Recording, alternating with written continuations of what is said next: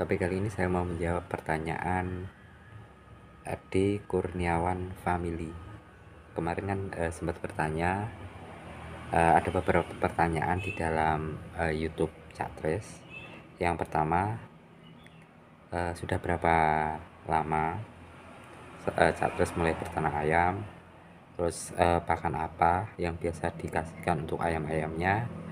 Dan yang lain, setiap hari berapa banyak kita mengasih makan ayam sebanyak itu. Oke, kita jawab pertanyaan. Halo sobat, assalamualaikum warahmatullahi wabarakatuh. Ketemu lagi dengan saya Sutrisno, yang pasti di channel Catris. Tapi kali ini saya mau menjawab pertanyaan Ade Kurniawan Family. Kemarin kan sempat bertanya, ada beberapa pertanyaan di dalam YouTube Catris. Yang pertama, sudah berapa lama Catris mulai berternak ayam? Terus pakan apa yang biasa dikasihkan untuk ayam-ayamnya? Dan yang lain, setiap hari berapa banyak kita mengasih makan ayam sebanyak itu? Oke, kita jawab pertanyaan. Tapi yang perlu teman-teman perhatikan, saya menyampaikan kalau ternak ayam Catres itu adalah ternak ayam rumahan, teman-teman. Ternak ayam rumahan, jadi ternaknya itu memanfaatkan lahan di pekarangan rumah untuk ternak ayam, untuk aktivitas ayam. Jadi pemeliharaan ayam itu di samping rumah, teman-teman. Itu berfungsi untuk kita itu bisa memantau mungkin pas waktu senggang, kita dengan leluasa bisa memantau perkembangan dari ayam itu sendiri dengan membuat pagar pembatas seadanya, karena untuk bisa agar bisa menekan biaya operasional di dalam pembuatan pakan. Tapi untuk mendapatkan hasil di dalam ternak, Catres juga di sini memanfaatkan lahan di sekitar rumah, memanfaatkan tanaman, jadi memadu dengan pertanian untuk bahan pakan ayam itu, untuk bisa menekan dari biaya pakan ayam itu sendiri. Jadi sistem ternak ayam Catres ini adalah ternak ayam semi umbaran, teman-teman. Ternak ayam semi umbaran dengan pagar pembatas seadanya itu tadi. Nah, oke, kita langsung saja menjawab pertanyaan di Mas Adi Kurniawan Family. Yang pertama, sudah berapa lama Catres ternak ayam? Terbilang sudah berapa tahun ya?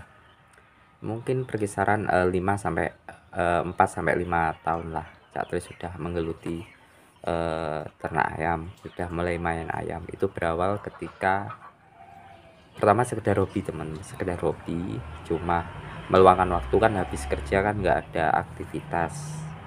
Jadi Catres itu punya ayam ayam ya cukup diumbar, diliar tanpa beri pagar pembatas, ayam umbaran istilahnya, ternak ayam umbaran. Jadi cukup diumbar, diliar, nyari makan sendiri. Terus itu sebenarnya hiburan, teman, benar hiburan. Terus kok nggak tahu kenapa kok dari hiburan terus senang, akhirnya mulai berminat, menggeluti, memfokuskan, karena dari perkembangannya kok bagus ini kan. Di tempat ternak Catres sendiri kan, di sini karena hobi kan, dulu ternak ayam kampung Catres itu gini, teman-teman, jadi menyilangkan, membuat ayam persilangan dari dulu ayam kampung ke dari ayam kampung ke ayam Bangkok, terus setelah itu baru menyilangkan lagi ke ayam Pama, ayam Mangon. Terus kok perkembangannya itu kedepannya kok malah tambah bagus, malah bagus itu.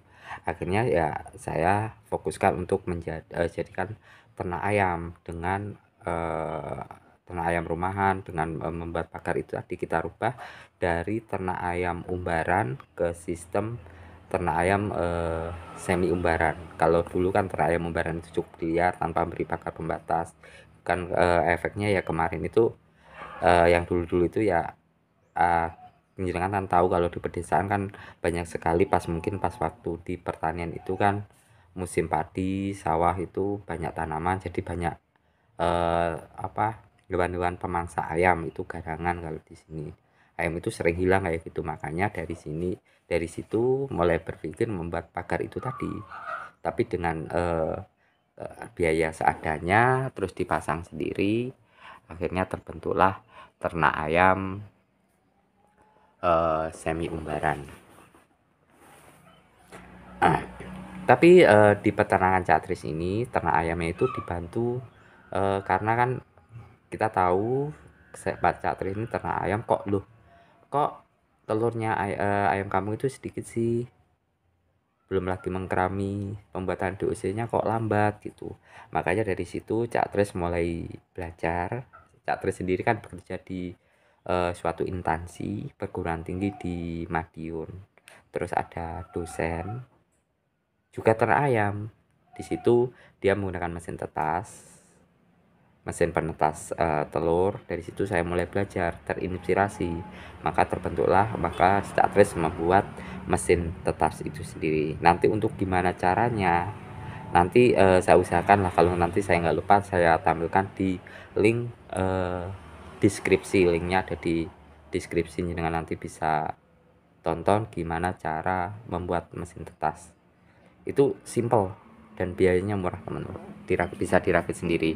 Intinya merubah meja menjadi apa ya, mesin tetas sederhana. Terus dari situ dengan mesin tetas itu ayam kan mulai berkembang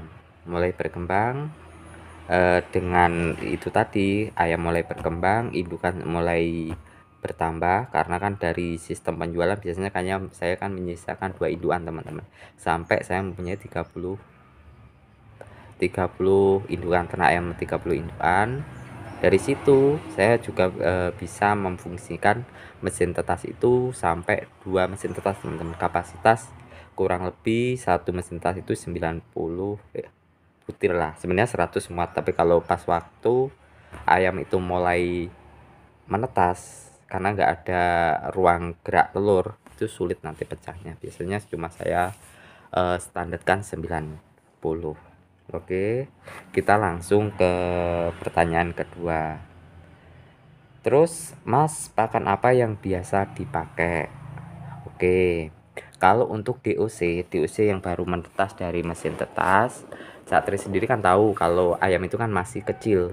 Jadi sukanya itu kan nutrisi dan gizinya kan harus dipenuhi kalau masih DOC masa perkembangan, dan harus menjaga tempat mengopen DOC. Makanya Cak Tris memberi pakan pur asli teman-teman, karena kita tahu kalau pur asli itu sendiri kan nutrisi dan gizi sudah terpenuhi lah. Dan selain itu kan pur itu sendiri kan kering, jadi tidak untuk menjaga, kalau di pakan kering kan otomatis kan tempat DOC itu tidak lembab, tidak basah teman-teman. Terus nanti setelah itu kan biasanya kan ayam sudah besar, mungkin umur 1 bulan atau 2 bulan kita mulai memindah ke tempat merawat anak ayam, karena ayamnya sudah mulai tumbuh besar. Di sini kita rawat dengan tempat semi umbaran, tapi tempatnya itu panggung teman-teman.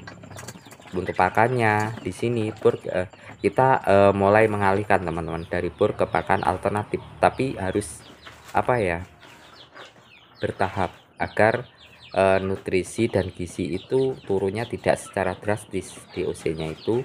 Makanya di sini Cak Tris memberi pur asli, terus saya campur dengan nasi dari bekas resep. Biasanya nasinya saya cuci dulu biar tidak mengempal nasinya itu, yang dari nasi seger.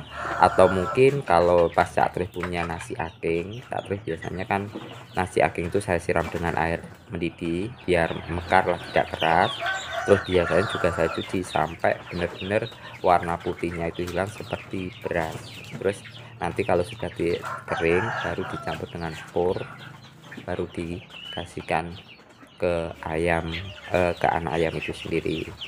Selain itu juga nanti kalau Cak Tris ada lagi teman-teman untuk perawatan anak ayam, biasanya kan Cak Tris menggunakan roti BS. Kalau dengan roti BS biasanya kan roti yang agak biasanya bolu teman-teman. Kalau saya memberikan perempuan itu roti bolu, terus saya roti bolu atau roti pia, terus saya campur dengan pur, saya kasih air sedikit-sedikit.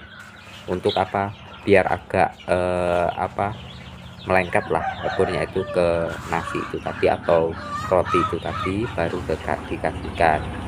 Lah untuk pakan alternatif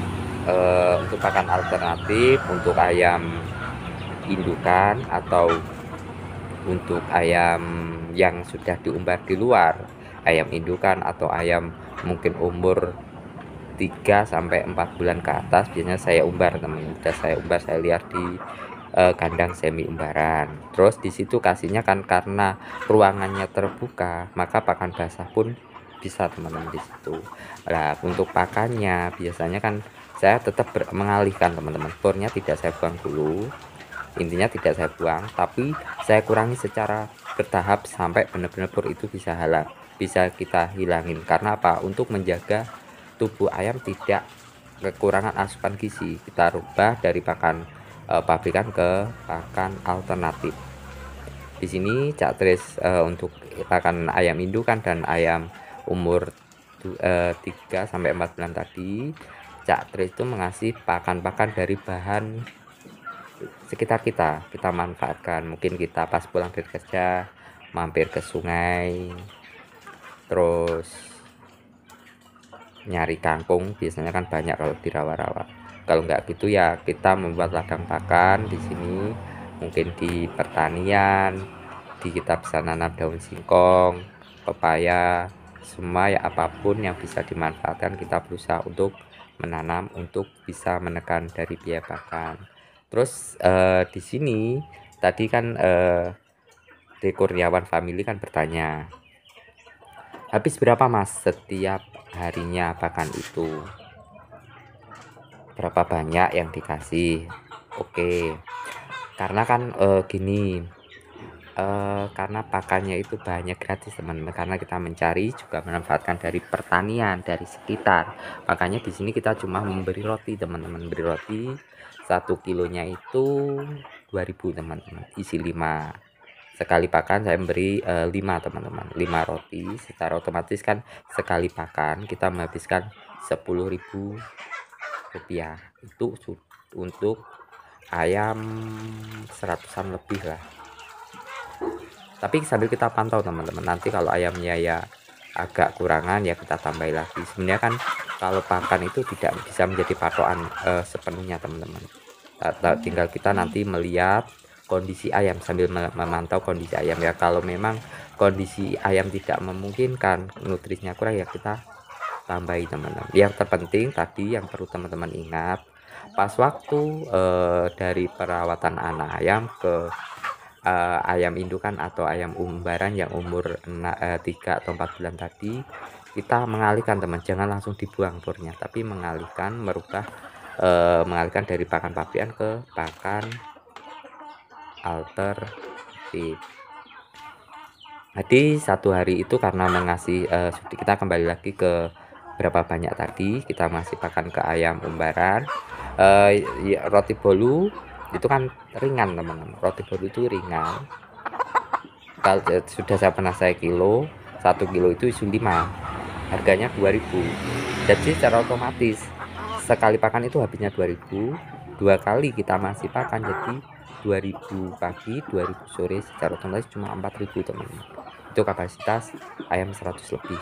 Tapi kita sambil mantau, biasanya kan kalau di pedesaan kita tahu sendiri, kadang kan dari padi kita simbol itu nyelip dari padi ke beras, itu kan dapat bekatul teman ya, kita tambah bekatul, tapi itu gratis ya, sambil kita pantau.